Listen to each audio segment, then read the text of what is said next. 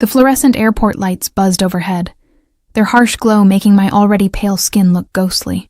I clutched my sleeping 3-year-old daughter, Lily, closer to my chest, her soft curls tickling my chin as I scanned the departure board through swollen eyes. Flight 2187 to Boston.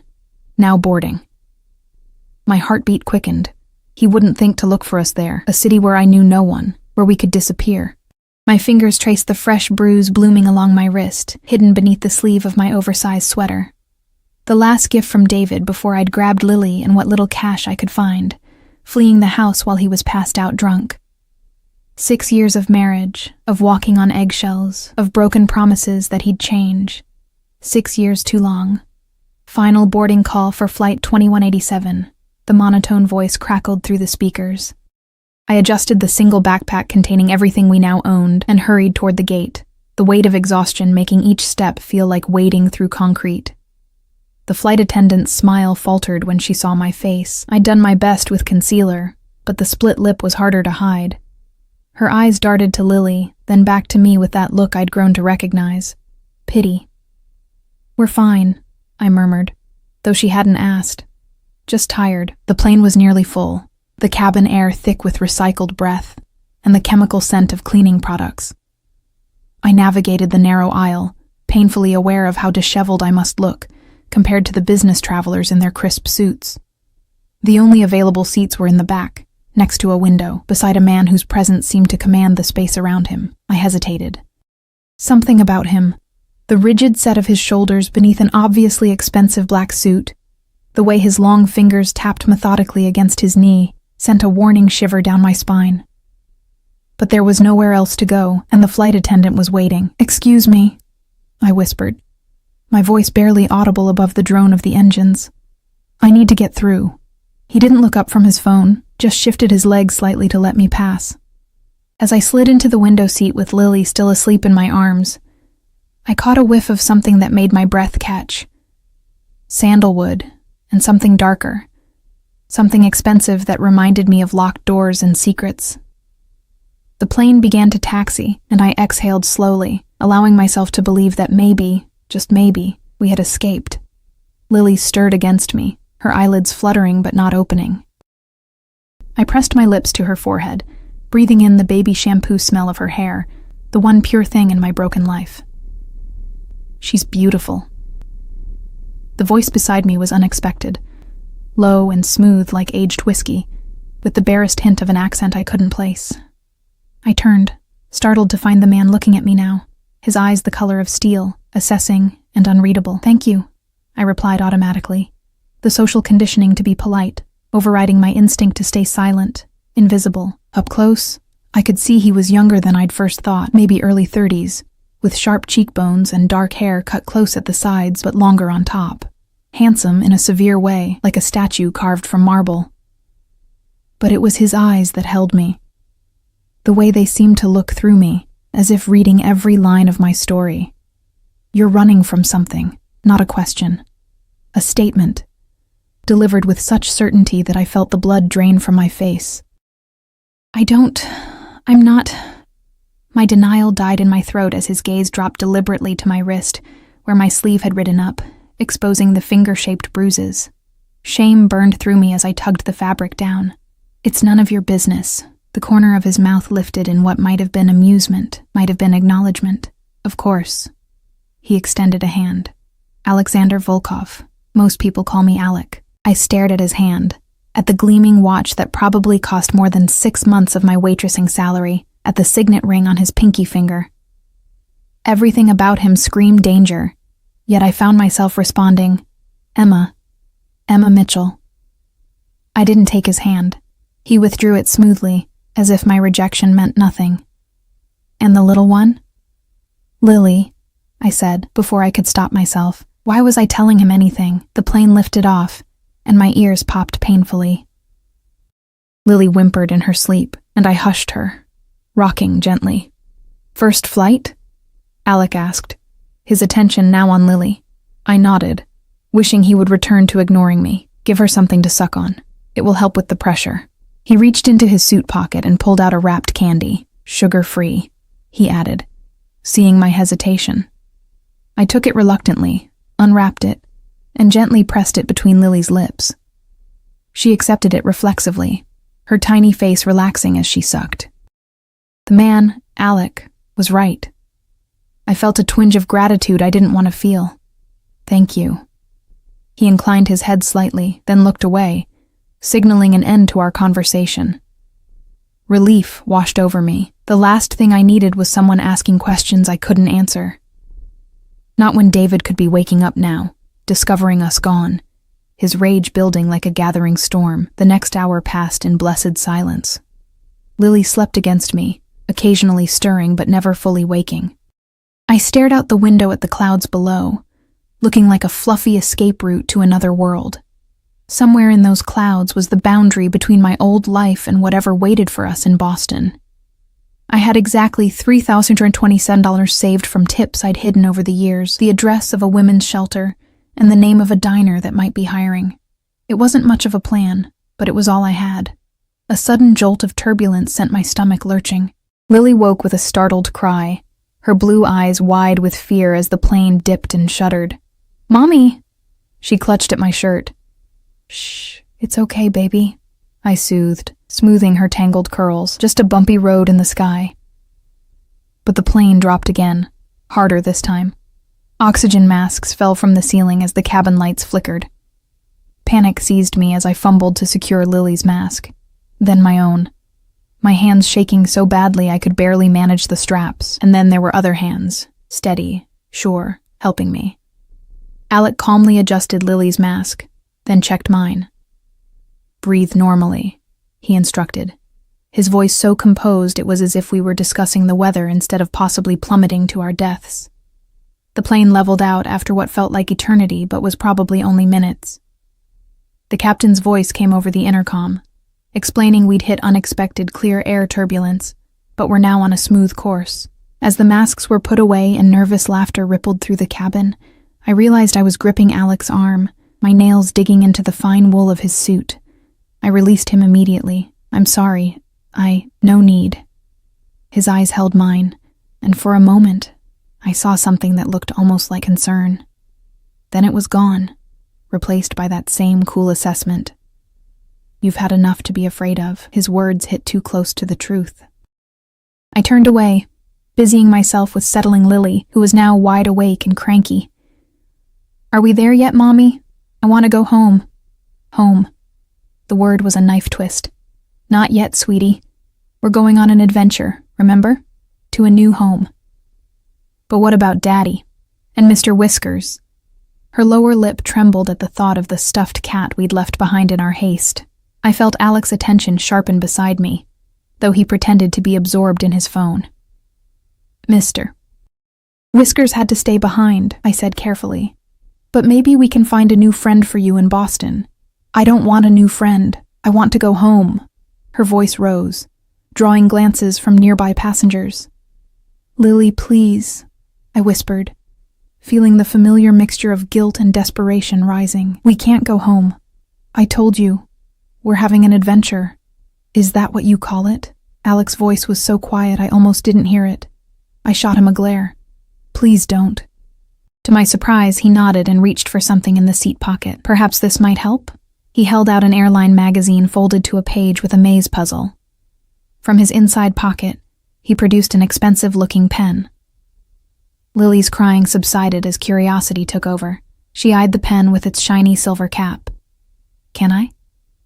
"Of course," Alec said, his severe face softening just slightly. "It's a special pen, only for brave adventurers." I wanted to be annoyed at his intervention, but Lily was already taking the pen, her tears forgotten as she began to trace the maze with intense concentration.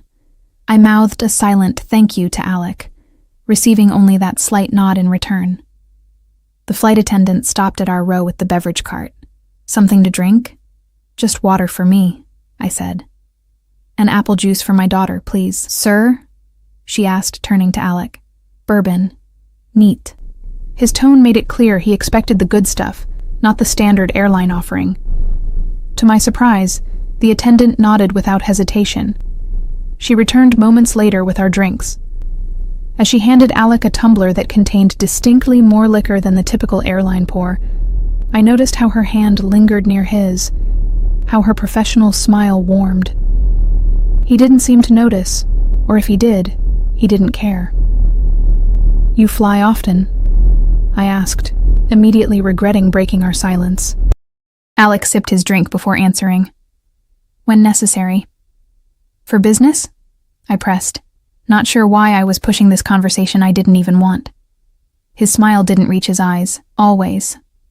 Lily tugged at my sleeve, proudly showing her completed maze. "Look, Mommy, I finished it." "That's great, baby," I said, grateful for the interruption. "Why don't you try another one?" As Lily flipped through the magazine, I felt rather than saw Alec shift beside me. "Your husband," he said quietly, ensuring Lily couldn't hear. "He will look for you." It wasn't a question, and the certainty in his voice made my skin prickle with fear. "Why would you say that? Men who leave marks like that." His eyes flicked to my wrist. "They don't like losing what they consider theirs." The truth of his words made me nauseous. "You don't know anything about me. I know the look of someone hunted," he replied, his accent thickening slightly. "And I know that women's shelters are the first place they look." My heart stopped. How did he know about the shelter? Had I mentioned it? No. Impossible. I don't know what you're talking about. The lie sounded hollow, even to my own ears. Alec's expression remained impassive, but something in his eyes changed, hardened. He reached into his jacket and removed a business card, sleek and black with only a phone number embossed in silver. "When the shelter doesn't work out, and it won't, call this number. Ask for me." I didn't take the card. "Why would you help me? You don't know me." "Let's just say I have a particular dislike for men who hurt women and children." A muscle in his jaw tightened, and for a split second, I glimpsed something raw and dangerous beneath his controlled exterior. The card remained between us, a bridge I wasn't sure I should cross. But something made me reach for it, slipping it into my pocket just as the captain announced our descent into Boston. As the plane tilted downward, I wondered if I'd made a terrible mistake. Not just in taking the card, but in choosing Boston, in running at all.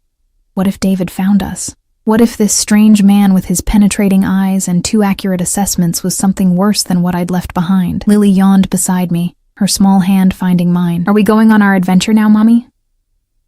I squeezed her fingers gently, acutely aware of Alec watching us. "Yes, sweetheart. Our adventure starts now." What I couldn't know then, as the plane touched down on Boston soil, was just how true those words would prove to be. How that simple, terrified decision to sit beside Alexander Volkov would change everything, for better or worse. The arrivals terminal buzzed with fluorescent-lit chaos, reuniting families, business travelers striding purposefully toward exits, airport staff directing the endless human current. I clutched Lily's hand in one of mine, and our backpack in the other, my eyes darting between the exit signs and the crowds, paranoid that somehow David had discovered our destination. "You have somewhere to go?" Alec's voice startled me. I'd assumed we'd part ways at the gate, but he'd fallen into step beside me, his presence creating an invisible barrier between us and the rushing passengers. "Yes," I lied, tightening my grip on Lily's hand. The women's shelter was on the other side of the city, and I had only the vaguest idea how to get there. "We're fine." His eyes, those unnervingly perceptive eyes, narrowed slightly. "Of course." Two men in dark suits materialized beside us, and my heart rate spiked until I realized they were looking at Alec, not me. One was massive, with a neck as thick as my thigh and hands that could easily crush stone. The other was leaner, but with a watchfulness that seemed to catalog every movement around us. "Everything is prepared, sir," the leaner one said quietly, his gaze sliding over me briefly before returning to Alec. Alec nodded once, then turned back to me. "My offer stands, Emma Mitchell." The way he said my name sent an involuntary shiver through me. "Boston winters are cold. The card has my number." Before I could respond, Lily tugged at my sleeve. "Mommy, I'm hungry. We'll get something soon, baby," I promised, grateful for the distraction. When I looked up again, Alec was walking away, flanked by his men, his expensive suit standing out among the casual travelers. I should have felt relief at his departure. Instead, I felt strangely abandoned. "Was that man your friend, Mommy?" Lily asked, watching Alec's retreating figure. "No, sweetie. Just someone from the plane." I pulled her toward the exit, Let's find a bus to take us to our new adventure. The reality of Boston in November hit us like a physical blow as we stepped outside. Bitter, cold wind that sliced through my thin jacket and made Lily burrow against my side. I hadn't thought about winter clothes when I'd grabbed what I could, another failure to add to my growing list. The bus ride to the shelter took nearly an hour, through neighborhoods that grew progressively more worn down. Lily fell asleep against me, exhaustion finally claiming her. I stroked her hair, watching the unfamiliar city slide past the grimy windows, second-guessing every decision that had led us here. By the time we arrived, darkness had fallen, bringing with it a bone-deep chill. The shelter was located in a converted church, its stained glass windows illuminated from within. A small handwritten sign beside the door read, Harbor Haven Women's Shelter. The woman at the intake desk had kind eyes that had seen too much, and hair prematurely streaked with gray. She introduced herself as Maureen, and didn't ask questions when she saw my face, just handed me forms to fill out, and assured me they had space. Just temporary, she explained as she led us through narrow hallways that smelled of industrial cleaner and old coffee. 2 weeks maximum, but we can help you find something more permanent, get you connected with services. Our room was barely that, a partitioned space with 2 narrow cots, a small dresser, and a curtain instead of a door. But it was clean, and more importantly, it had locks on the outside door that led to the communal hallway. Bathrooms shared, down the hall, Maureen explained. Breakfast is at 7, dinner at 6. We lock the doors at 9 p.m., so if you're out, you need to be back by then. I nodded, too tired to do more than mumble my thanks. After she left, I settled Lily on one of the cots, covering her with the thin blanket provided. She didn't wake, just curled into herself like a small comma. I sat on the other cot, the backpack between my feet, and allowed myself one moment, just one, of complete despair. What had I done? I had no job, almost no money, no friends in this city, and a child depending on me. David would be looking for us by now, his rage building with every passing hour. He had friends in the police department back home. What if he reported us missing? What if he claimed I'd kidnapped Lily? The black card Alec had given me seemed to burn in my pocket. I pulled it out, running my thumb over the embossed silver number. Who was he really? What kind of businessman traveled with what were clearly bodyguards? And why would he offer help to a stranger? I slid the card back into my pocket without calling. Whatever Alexander Volkov was involved in, it couldn't be anything good. And I'd had enough of dangerous men to last a lifetime. Sleep came in fitful bursts, interrupted by unfamiliar sounds. Other women crying, doors opening and closing, the distant wail of sirens that made my heart race every time. When morning finally arrived, announced by the harsh fluorescent lights flickering on in the hallway, I felt more exhausted than before. Lily woke cranky and disoriented. "I want to go home," she whimpered, as I tried to brush her tangled curls. "I want my room and my toys." "I know, baby," I soothed, fighting back my own tears. "But remember, we're having an adventure. And today, we're going to explore our new city and find Mommy a job." The shelter's communal breakfast was basic, but filling. Oatmeal, toast, coffee for the adults, and milk for the children. Lily picked at her food, eyeing the other children warily. I forced myself to eat, knowing I needed strength for the day ahead. I spent the morning filling out job applications at every restaurant and cafe within walking distance of the shelter. Most barely glanced at my application before telling me they'd be in touch, their eyes sliding past me as if I were already gone. A few looked too long at my healing split lip, at the bruise fading from purple to sickly yellow on my cheekbone. By afternoon, the weight of rejection settled heavy on my shoulders. Lily had grown tired and fussy, the excitement of adventure wearing thin. We stopped at a small park, its swings and slides a momentary distraction. As Lily played half-heartedly on the slide, I counted our money again. If I was extremely careful, we could last perhaps a month. Then what? Emma Mitchell. The voice sent ice through my veins. I looked up to find Alec standing a few feet away, his dark coat fluttering in the chill wind.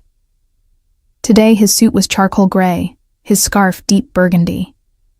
He looked like he'd stepped from the pages of a luxury magazine, utterly out of place in this run-down neighborhood. "Are you following me?" I demanded, my voice sharper than I intended. One eyebrow lifted slightly. "This is my city. I know everything that happens in it." His words should have sounded like hyperbole, but something in his tone made me believe him. I glanced around, noticing for the first time the black SUV with tinted windows parked across the street, the same two men from the airport standing beside it. "What do you want?" I asked, calling Lily back to my side. "The same thing I wanted yesterday, to help." He nodded toward Lily, who was approaching us cautiously. "Hello again, little one." To my surprise, Lily smiled shyly. "Hi." "You're the maze man." A hint of something that might have been amusement softened Alec's severe features. "I am." "Do you have another maze?" she asked hopefully. "Not today." He reached into his coat and produced a small, plush black cat with bright green eyes. "But I thought you might be missing your friend." "Mr. Whiskers, was it?" Lily's eyes widened as she reached for the toy. "It's not Mr. Whiskers," she said, but she clutched it to her chest nonetheless. "But I like him." I stared at Alec, caught between gratitude and alarm. "You bought her a toy?" It seemed a small thing. He turned those steel-gray eyes back to me. "The shelter. How is it?" I bristled. "Fine." "How did you know where?" "I told you, this is my city." He gestured toward a nearby bench. "May we sit? There are things you should know." Every instinct told me to refuse, to grab Lily and run. But where would we go? Back to the shelter with its paper-thin walls and shared bathrooms? To another day of rejection and dwindling funds? 5 minutes, I conceded, guiding Lily to the bench. She sat between us, already absorbed in examining her new toy. Alec rested his elbows on his knees, his gaze fixed on the barren trees ahead. "Your husband has filed a missing persons report. He's claiming you are emotionally unstable, that you've taken his child illegally." The world tilted beneath me. "How do you know that?" "As I said, I have connections." His jaw tightened. "The police here won't be looking too hard. They have other priorities. But it complicates things for you. Bank accounts, legal employment, housing. You're trying to scare me," I accused, though I knew he was right. "David would use every tool at his disposal to find us. I'm trying to prepare you." Alec turned to face me fully. "The shelter is not safe, not for long. Men like your husband, they know where to look." Lily was humming softly to herself, making the little cat dance along the bench between us, oblivious to the weight of our conversation. "What do you suggest then?" I asked bitterly. "That I go back? Let him finish what he started? No." The word was spoken with such quiet force that I flinched. "I suggest you accept my help. I have an apartment. Secure, comfortable, anonymous. It would give you time to establish yourself properly, get legal help for your situation." I laughed, the sound harsh and disbelieving. "An apartment. Out of the goodness of your heart. And what would you expect in return, Alec?" His expression didn't change, but something flickered in those gray eyes, something that might have been hurt, or might have been anger. "Nothing you're implying. I'm not your husband, Emma." The way he said it made me feel suddenly ashamed, though I had every right to be suspicious. "Then why? Why help a stranger?" Alec was silent for a long moment. When he finally spoke, his accent was more pronounced, his voice lower. "Because once, someone helped my mother when she needed it. When I was not much older than your Lily." I studied his face, looking for deception, but finding only carefully controlled emotion. "I don't even know who you are, what you do. I'm a businessman with resources. That's all you need to know for now." He straightened, the vulnerability gone so quickly I wondered if I'd imagined it. "The offer stands for 24 hours. After that, you're on your own." He stood, buttoning his coat against the sharpening wind. "The choice is yours, Emma Mitchell, but consider this. That shelter has 3 exits, all of them visible from the street. How long before he finds you?" My throat constricted at the thought. "You make it sound like I have no choice." "We all have choices." His gaze dropped to Lily, who was now making her new toy talk to her in a squeaky voice. Some of us make them for more than just ourselves. With that, he walked away, his tall figure cutting through the playground like a shadow. One of his men opened the SUV door for him, and within moments, they were gone, leaving me alone on the bench with my daughter, and a decision that would change everything. That night, the shelter felt smaller, the walls thinner. Every creak and footstep in the hallway made me jolt awake, my mind painting David's enraged face in the darkness. Lily slept fitfully beside me, clutching her new black cat, which she'd named Shadow.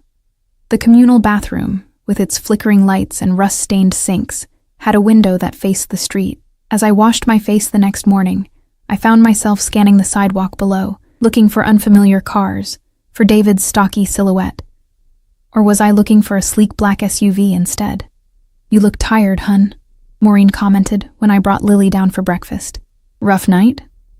I nodded, accepting the chipped mug of coffee she offered.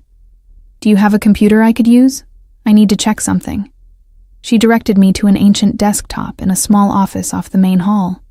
The internet connection was agonizingly slow, but eventually, I was able to access the news site from our hometown.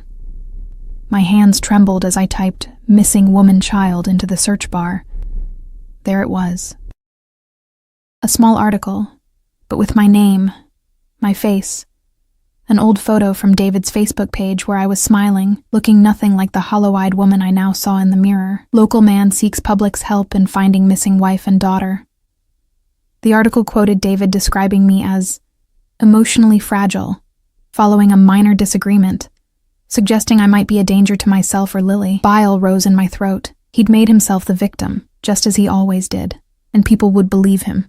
The charming restaurant owner, always ready with a smile and a free drink for the police officers who frequented his establishment. I closed the browser window and sat in the humming silence of the old computer. Alec had been right. David was coming for us, and he had the law on his side. When I returned to our room, Lily was playing with 2 other children, their mothers watching tiredly from nearby cots. One of them, a woman with faded red hair and a healing cut above her eyebrow, caught my eye with understanding. "First week's the hardest," she offered. "I'm Trish." I sat beside her, watching Lily giggle as she showed Shadow to a small boy. "Emma, how long have you been here?" 11 days. They'll be asking me to leave soon." She twisted a thin gold band on her finger. "Got a sister in Providence who might take us in. Better than going back, right?" I nodded, though I wasn't sure. "At least Trish had someone. That's a nice toy your girls got," she commented. "Don't see many new things in here." Friend gave it to her," I said, the word friend sticking in my throat. Trish's knowing eyes assessed me. "The kind of friend who might help you out of this place?" I looked away, uncomfortable with her perception. "Maybe." She leaned closer, her voice dropping. "Listen, I know that look, trying to decide if the devil you don't know is better than the one you do." She glanced at the children playing. "My advice? There's all kinds of bad out there, but at least pick the one that's not trying to kill you." Her bluntness startled a laugh from me, though there was nothing funny about our situation. "That simple, huh?" "Nothing simple when you're running," she stood, calling to her son. "But sometimes you gotta leap and hope the net appears." I spent the day in a haze of indecision, taking Lily to a nearby library where she could read picture books while I applied for jobs online. No responses, no prospects, just the steady tick of time running out on Alec's offer. When we returned to the shelter that evening, Maureen intercepted us at the door, her face grave. "Emma, can I speak with you privately?" My stomach dropped. "Is something wrong?" She glanced at Lily. "Why don't you go join the other children for dinner? It's pizza night." After Lily reluctantly left, Maureen led me to the small office. "We received a call today, a man claiming to be your husband, looking for you." The room seemed to tilt. "What did you tell him?" "Standard policy. We don't confirm or deny who stays with us." She studied my face. "But Emma, he knew details. Said you'd taken your daughter without permission, that you're in a fragile state."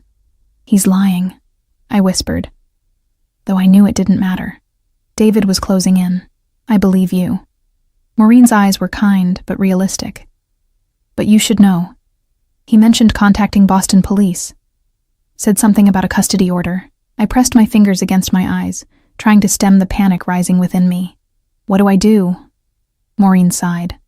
We can try to connect you with legal aid, but honestly, if he's got resources and connections back home, it might be best to move on. Somewhere less obvious. Move on. To where? With what money? The black card in my pocket seemed to pulse with each heartbeat. Thank you for telling me, I managed, my voice steadier than I felt. She squeezed my arm gently. Whatever you decide, do it soon. These situations, they escalate quickly. I found Lily in the dining area, cheese from the pizza smeared across her cheek as she chatted with a girl a few years older than her. For a moment, I stood watching her. This resilient little person who'd already endured more upheaval than any child should. Could I really uproot her again? Could I risk losing her to David?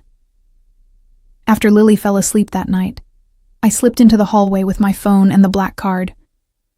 The shelter was quiet, except for muffled crying from one of the rooms and the steady drip of a leaking pipe somewhere. I dialed the number before I could change my mind. 1 ring. 2. Then a crisp, professional voice. Yes, I need to speak with Alexander Volkov, I said, surprised by the steadiness of my own voice. It's Emma Mitchell. A pause. Then, 1 moment. The line clicked, and suddenly Alex's voice was there, as if he'd been waiting for my call. Emma. Just my name, but the way he said it, like something precious held between careful hands, sent a shiver through me. Your offer, I said, cutting to the chase. Is it still open? Yes. No hesitation, no gloating at my surrender. I took a deep breath. We'll need to leave tonight. He called the shelter. He knows we're in Boston. Alex's voice hardened. I'll send a car. 30 minutes. Pack whatever you have. How will I know it's yours? The driver will say Harbor Haven. No one else knows those words. After he hung up, I stood in the dim hallway, questioning every choice that had led me to this moment. But when I pictured David's face twisted in rage, his hands around my throat the night before I'd fled, I knew I had no choice at all. I woke Lily gently, whispering that we needed to go on another adventure. She clutched Shadow to her chest and didn't complain as I helped her into her coat and shoes. Our few belongings fit easily into the backpack. I left a brief note for Maureen, thanking her, but explaining nothing. Then I led Lily through the silent hallways, past the sleeping forms of other women who'd fled their own nightmares.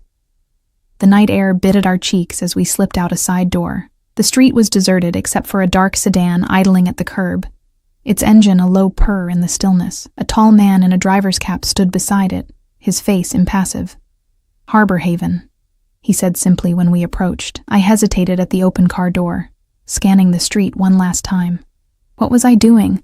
Trusting a stranger who exuded danger from every pore.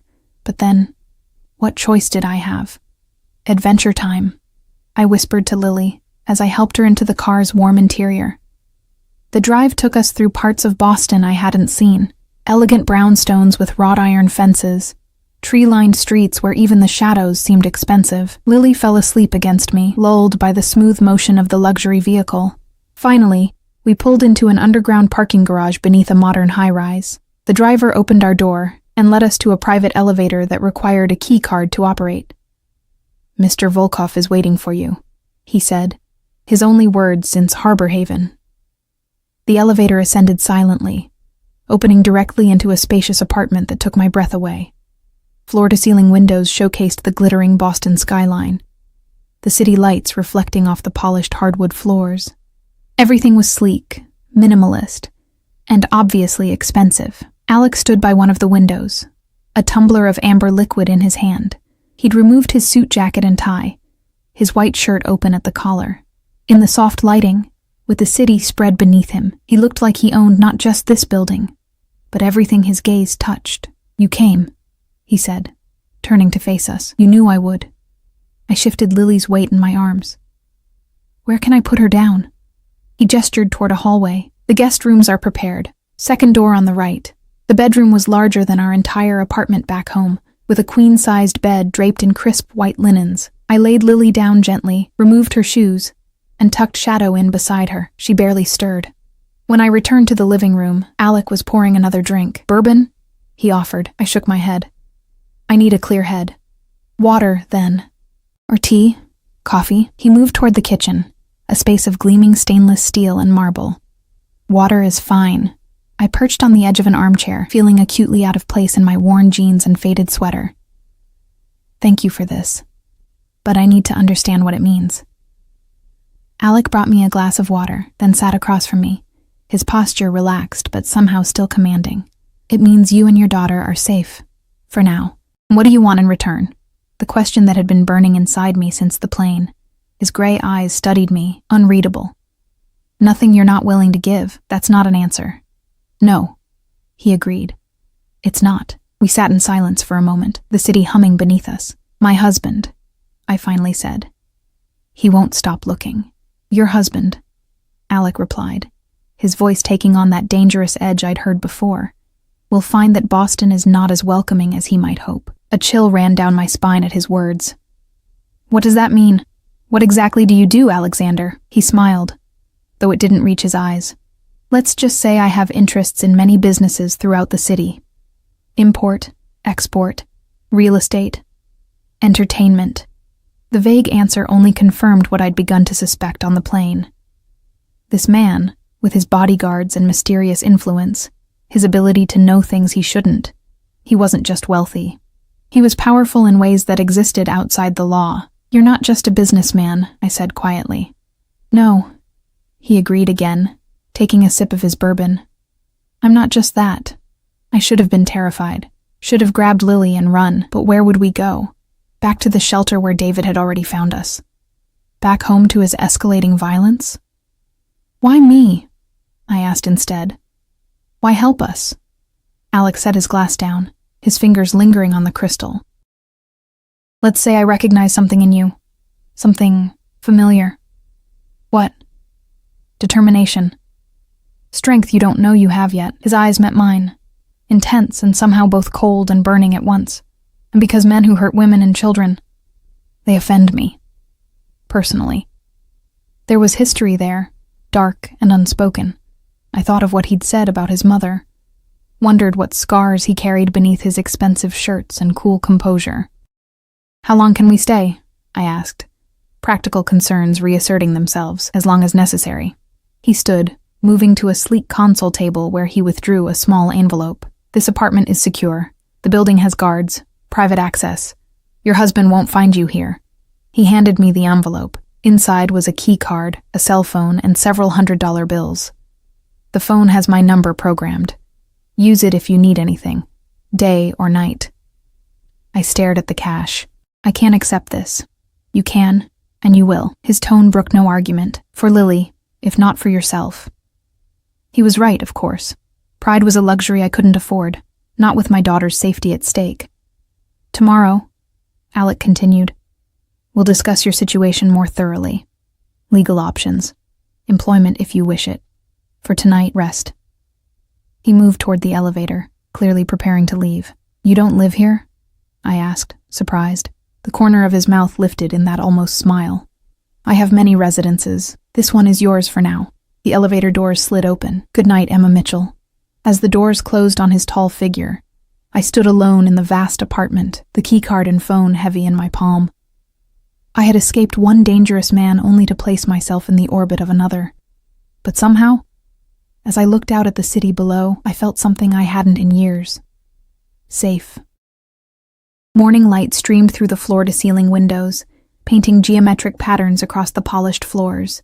For a moment, I couldn't remember where I was.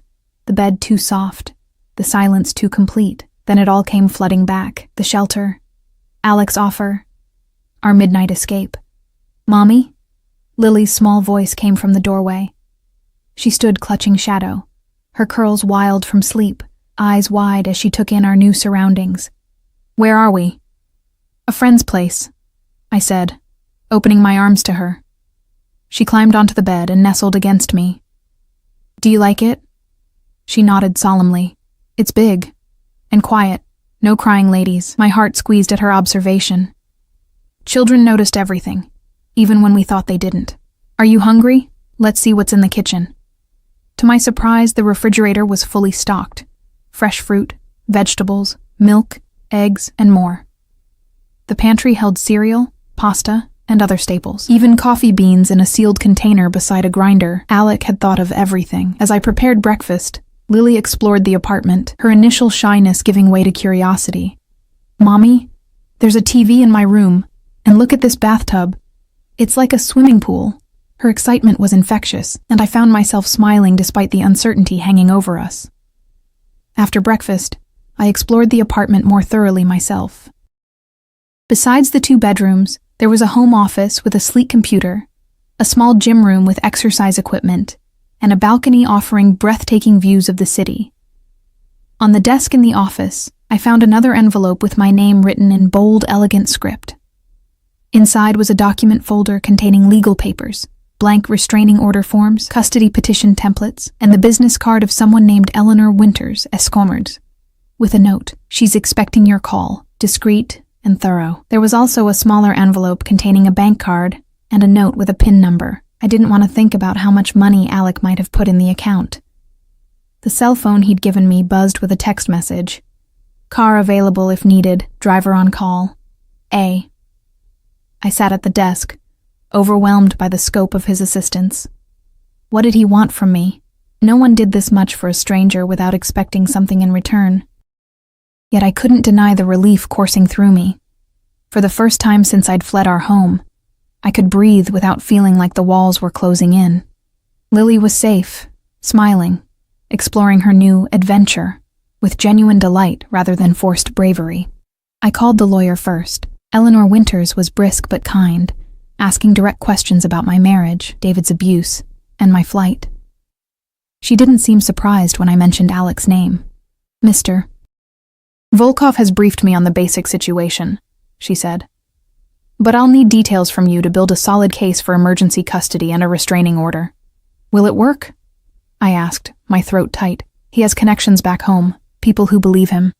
"So do I," she replied simply. "And more importantly, so does Mr. Volkov. We'll need documentation of the abuse. Medical records, photographs, witness statements if possible." I had some photos. Bruises I'd documented secretly, hidden in an encrypted email account David didn't know about. But would it be enough? "Can we meet today?" I asked. We arranged for her to come to the apartment that afternoon. "It's safer this way," she explained, "until we have the restraining order in place." After hanging up, I called the number Alec had programmed into the phone. It rang only once before he answered. "Emma." Just my name, but there was something in the way he said it, like he'd been waiting for my call. I wanted to thank you for all of this." The words felt inadequate for what he'd done. "You've spoken with Eleanor?" he asked, bypassing my gratitude. "Yes, she's coming this afternoon." "Good. She's the best in Boston for cases like yours." There was a pause, the sound of papers shuffling. "How is Lily?" The question surprised me. "She's good. Happy to have her own TV." A soft chuckle, warm and genuine. A sound I hadn't heard from him before. There are children's books in the lower shelf of the office, and art supplies in the cabinet beside the refrigerator. I wasn't sure what she might like. He'd thought of Lily's needs before we'd even arrived. This man who exuded danger had purchased children's books and crayons. "Why are you doing all this?" I asked, the question escaping before I could stop it. Silence stretched between us. When he finally spoke, his voice was lower, his accent more pronounced. "I told you. Men who hurt women and children offend me." "It seems like more than that." Another pause. "Perhaps it is. We'll discuss it when I see you." "When will that be?" "Tonight. I have business to attend to first." After we hung up, I spent the day helping Lily explore her new surroundings. She was delighted with the art supplies, covering papers with bright crayon drawings of our adventure. I didn't ask her about the tall, dark figure that appeared in several pictures, standing protectively beside smaller figures I recognized as Lily and me. Eleanor Winters arrived precisely at 3, a striking woman in her 50s with silver-streaked black hair and the sharpest eyes I'd ever seen. She took one look at my face, the fading bruises, the healing split lip, and nodded as if confirming something to herself. "Let's build your case," she said, placing a sleek leather briefcase on the dining table. For the next 2 hours, we documented everything. Every incident of abuse I could remember. Every threat. Every time David had used his connections to intimidate me or prevent me from seeking help. I showed her the photos I'd kept hidden, my hands shaking as I accessed the secret email account. "This is good," Eleanor said, her expression grim as she examined a particularly brutal bruise that had encircled my throat last year. "Not for you, obviously, but for our case. Has he ever hurt Lily?" "Not physically," I said. "But she's seen things, heard things. The night we left, I swallowed hard. He said if I ever tried to leave, he'd make sure I never saw her again." Eleanor's pen paused above her notepad. "Has he made any contact since you left?" "Not directly. But he's filed a missing persons report, contacted the women's shelter." She nodded, making another note. "I'll file for an emergency restraining order tonight. Given the evidence and his pursuit, we should have it by morning. The custody petition will take longer, but the restraining order will give us leverage." After she left, promising to call with updates, I felt drained but somehow lighter. Someone was fighting for us now, someone who wasn't afraid of David or his connections. Lily and I ate dinner from the well-stocked kitchen, a simple meal of pasta and vegetables that she helped prepare, standing on a chair beside me at the counter. It felt almost normal, this domestic scene in our borrowed luxury. For a moment I could pretend we were just any mother and daughter, not fugitives from a violent man. After dinner, as Lily watched a movie in her room, I stood at the window watching the city lights flicker on. The sun had set, casting Boston into a tapestry of shadows and electric glow. Somewhere out there, was David looking for us? Had he already arrived in the city, prowling the streets near the shelter? The elevator's soft chime startled me from my thoughts. I turned to see Alex step into the apartment, his tall figure silhouetted against the metal doors. Tonight he wore a black suit with a deep blue tie, his overcoat draped over one arm. "You're still here," he said, and I couldn't tell if it was approval or surprise in his voice. "Did you think I'd run again?" He set his coat on a chair, his movements precise and elegant. "Some would. Fear makes people unpredictable. I'm tired of running," I admitted. "And Lily, she needs stability." Alec nodded, moving to the bar cart near the window. "Drink?" This time I accepted. "Wine, if you have it." He poured 2 glasses, handing me one with a careful distance between our fingers. Always respectful of my space, I realized, unlike David, who had used touch to control and intimidate. "Eleanor called me," he said, sipping his bourbon. "She's filing the restraining order tonight. She seems very efficient." A small smile curved his lips. "She's the best at what she does, ruthless when necessary." "Like you?" The question slipped out before I could stop it. His eyes met mine over the rim of his glass, unreadable yet intense. "When necessary," he agreed. We stood in silence for a moment. The city spread below us like a constellation. "Your husband is in Boston," he said finally. My hand tightened around the wine glass. "How do you know?"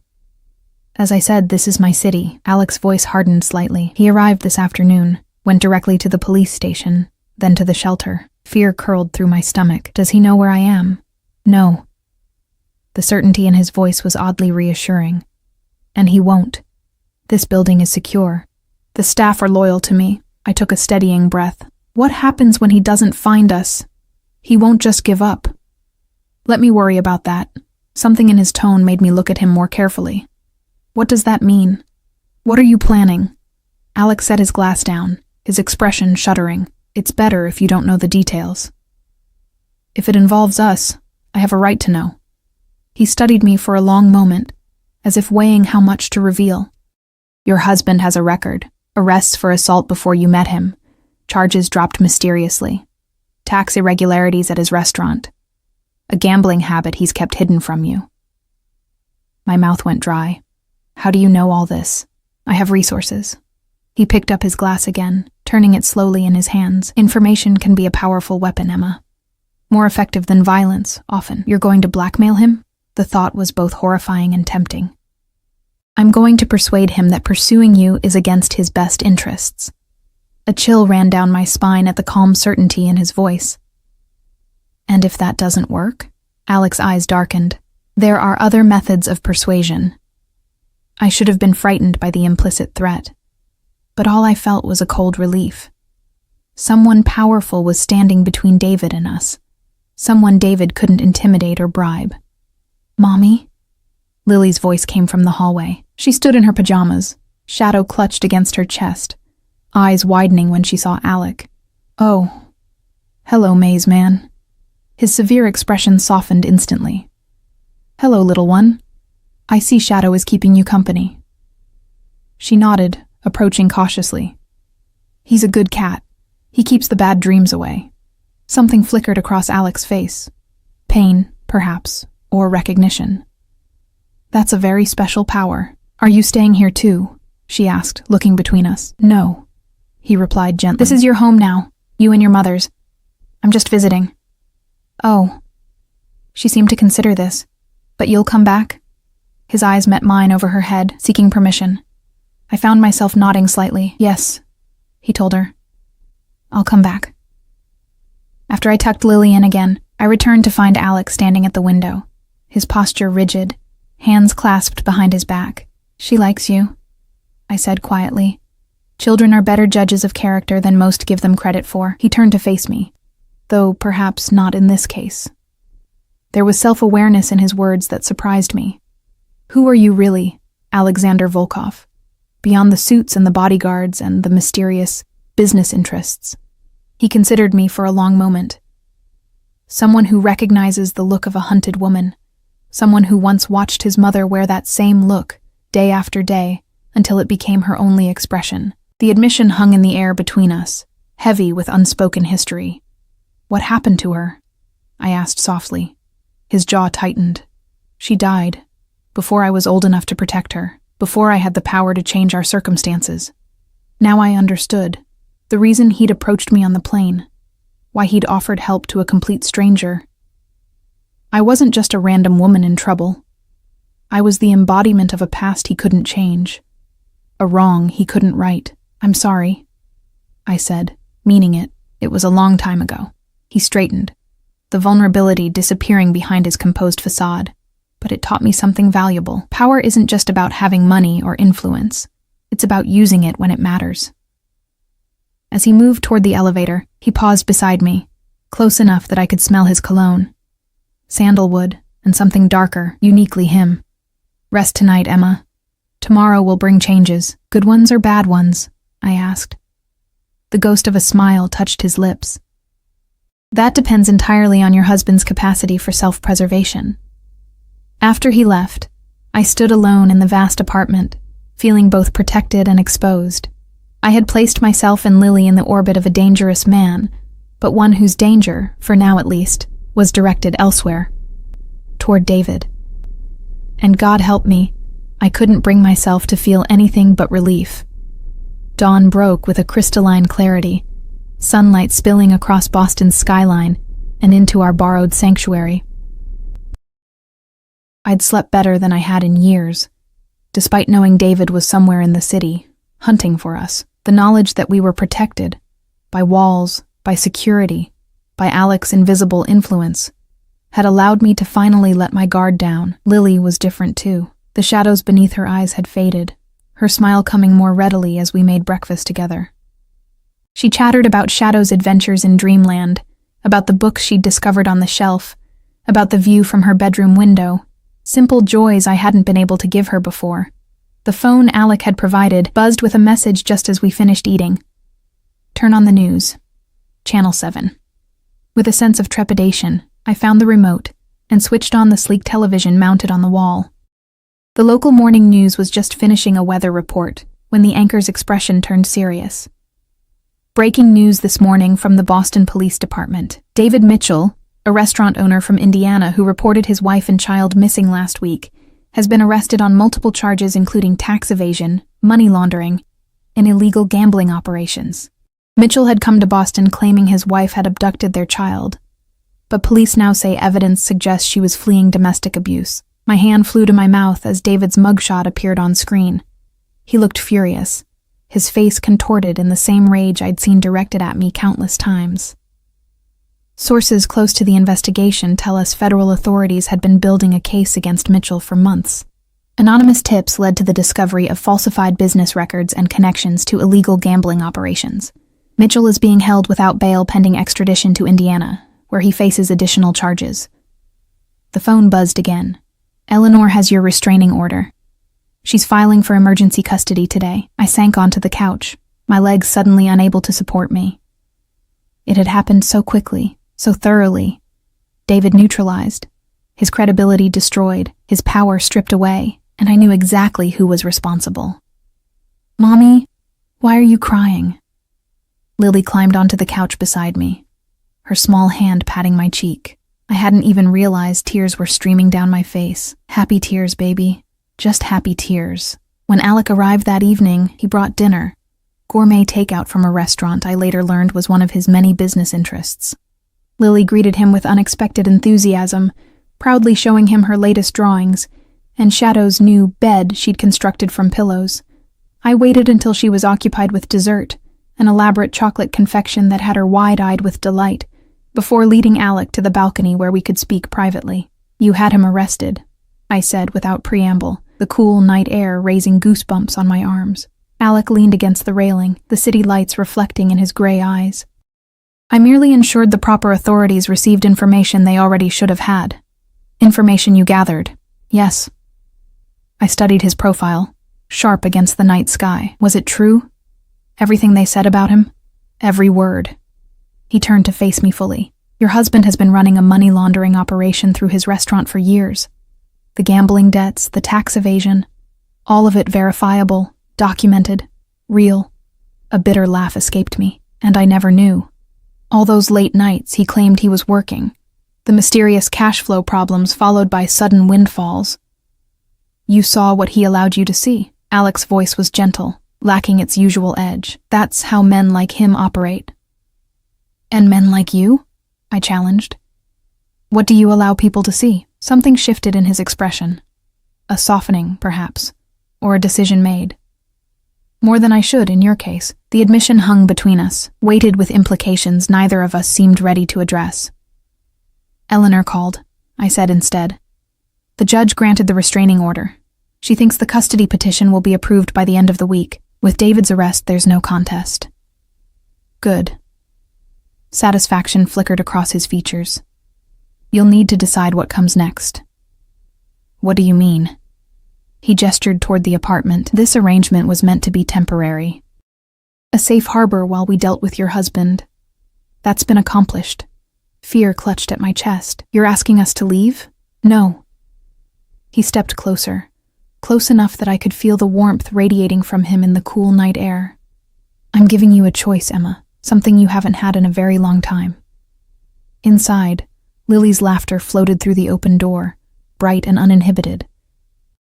I glanced back to see her carefully arranging Shadow and her other new toys, gifts that had mysteriously appeared throughout the week, for a tea party. What are my options? I asked, turning back to Alec. You can stay here as long as you need, find work when you're ready, build a new life in Boston for yourself and Lily. His eyes held mine, intense and unblinking. Or if you prefer, I can arrange for you to go elsewhere.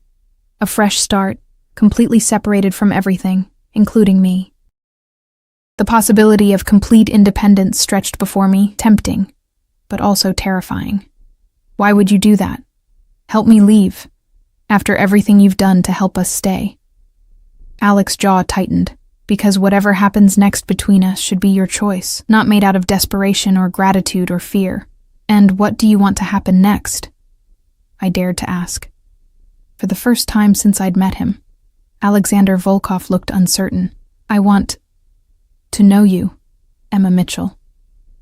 Beyond the circumstances that brought us together, even with all the baggage I bring, a traumatized daughter, a criminal ex-husband, no job, no money of my own, none of that matters to me. His voice deepened with intensity. What matters is what I've seen in you from the beginning. Strength you don't recognize yet. Courage that brought you onto that plane. Determination to protect what's yours at any cost. Qualities you admire in business associates. I asked, unable to keep the skepticism from my voice. A rare smile curved his lips, qualities I admire in anyone worth knowing. He didn't reach for me, maintained that careful distance he'd always kept, but something had shifted between us. A door opening to possibilities I hadn't allowed myself to consider. "I don't even know what you really do," I said softly. "Your business interests, as you call them. Real estate, primarily. Import, export, security." He named them matter-of-factly, some legitimate, some in gray areas. "I won't lie to you about that. A mafia boss," I stated plainly, watching his reaction. He didn't flinch. "Some would use that term. I prefer to think of myself as a man who creates order where law fails to do so, and the violence that comes with that order? Only when necessary." His eyes darkened. "Only against those who deserve it. Men like David." The unspoken hung between us. "Lily likes you," I said, glancing back at my daughter, who was now attempting to balance a toy teacup on Shadow's head. "Children recognize those who would protect them." He followed my gaze. "She reminds me of myself at that age. Resilient, observant." "And me?" I asked, turning back to him. "What do I remind you of?" His expression softened, revealing a vulnerability I hadn't seen before. "Hope," he said simply. Something I thought I'd lost. Inside, Lily called my name, eager to show me Shadow's new trick. I hesitated at the threshold between the balcony and the warmth of the apartment. "I need time," I told him. "To think, to decide." Alec nodded, accepting this without question. "Take all the time you need. The choice will always be yours, Emma." 3 months later, I stood in the same spot on the balcony, watching snow fall gently over Boston. Behind me, laughter echoed through the apartment, Lily showing Alec her newest drawing, his deep voice raising in exaggerated amazement at her artistic talents. I'd found work at a restaurant owned by one of Alec's legitimate business associates. Lily was enrolled in a good school nearby. The divorce was finalized, the custody arrangement permanent. David would serve at least 5 years, with supervised visitation only after extensive rehabilitation.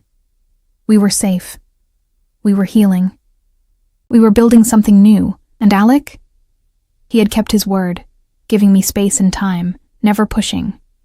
But he had remained present, a steady force in our evolving lives. I'd come to know the man behind the power, his dry humor, his unexpected gentleness with Lily, his unwavering loyalty to those under his protection. Yes, there were darker aspects to his world that I was still learning to reconcile, but there was also honor there, and a kind of justice that sometimes the law couldn't provide. "Hot chocolate," he said, joining me on the balcony with 2 steaming mugs. "Lily insisted I add extra marshmallows to yours." I accepted the mug, our fingers brushing in the exchange. The contact no longer made me flinch. Instead, it sent warmth spiraling through me that had nothing to do with the hot drink. "She's getting bossy," I observed with a smile. "She's getting confident," he corrected. "As are you." The snow continued to fall around us, transforming the city into something magical and new. Like us, I thought, like the life we were cautiously building together. "Stay," I said, the word emerging as both invitation and decision. "Not just tonight. Not just as our protector." His eyes, those steel-gray eyes that had first assessed me on the plane, softened as they held mine. "Are you certain?" I stepped closer, eliminating the careful distance he had always maintained. "Yes. This is my choice, Alec." Eyes open, no desperation, no fear. When his lips finally met mine, gentle yet possessive, I knew I'd made the right decision. We were both scarred by our pasts, both cautious with our trust. But sometimes the most unlikely encounters. A terrified woman fleeing violence, a powerful man with his own ghosts, could create something unexpected.